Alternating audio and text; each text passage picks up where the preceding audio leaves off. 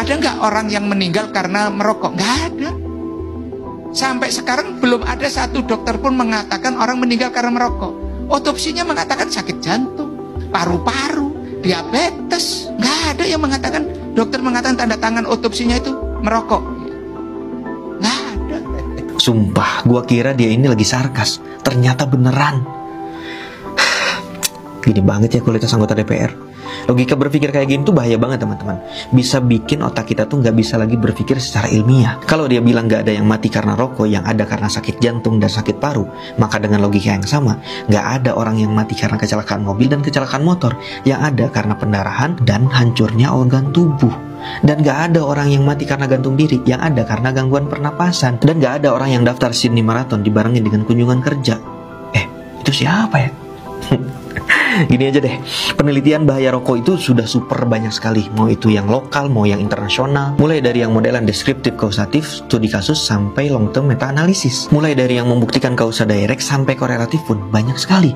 Masalahnya mungkin kita aja yang malas cari tahu. Atau emang kita yang gak mau tahu? Kalau kalian gak mau muntah, mending gak usah nonton video ini. Coba dicek, tanya aja. Projo mana ikut? Udah jelas Projo itu pro Jokowi. Kalau Projo nggak pro Jokowi bukan Projo belum. Memang nggak ada. Cuma teman-teman media kan dia pro Jokowi itu kan karena gampang dilafalkan aja. Ya, Projo itu artinya negeri dan rakyat. Diulti sama jejak digitalnya sendiri ya. Tapi gue gak akan bahas mendalam tentang Projo ataupun si Budiari ini ya. Terserah lah dia mau ngomong apa juga terserah. Dan kita gak perlu heran ataupun marah karena praktek seperti ini udah banyak terjadi di negara kita. Gue jadi keinget peribahasa dari Afrika. If your dog start barking at you, it means someone else is feeding it. Menjijikan sih, cuman ya gimana, emang dipelihara kok. Loncat sana, loncat sini, jilat sana, jilat sini. Ngomongnya sih demi rakyat, demi kemajuan negara ini. Ya, padahal ya kalau nggak demi keuntungan pribadi, ya untuk keuntungan kelompoknya. Dan keuntungan di sini bukan hanya melulu soal materi ya, bisa juga soal keamanan. Contohnya majikan yang dulu udah nggak bisa lagi ngasih perlindungan ataupun ngasih keamanan, ya mau nggak mau harus nyari majikan yang baru. Ya meskipun harus jilat ludahnya sendiri ya nggak apa-apa lah. Tapi kayaknya anjing juga nggak seina itu ya. Ahmad Zahroni, Eko Patrio, Nafa Urbah, dan Uya Kuya lolos dari sanksi pemecatan. Tahan.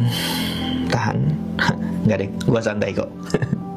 Soalnya udah ketebak endingnya bakal kayak gini. Cara mainnya tuh sama, nunggu masyarakat kondusif, tuntutan kemarin. Masa bodoh? Emang enak banget jadi anggota DPR. Tunjangan tetap tinggi, dana reses miliaran, mulut kayak sampah juga tetap dimaafin. Sedangkan yang demo kemarin, ada yang meninggal, ada yang luka-luka, ada yang masih di penjara. Tapi ini salah satu bukti kalau masyarakat Indonesia itu masih mudah kena gocek. Pakai bahasa-bahasa yang diplomatis dan sedikit menenangkan.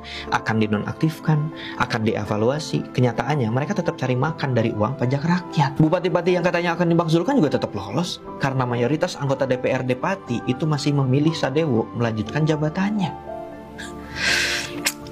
DPR itu kan lembaga legislatif. Salah satu fungsinya adalah membuat hukum. Jadi lu bisa bayangin gak produk hukum seperti apa yang akan dihasilkan dari orang-orang kayak gitu? Ngeri bro, ngeri.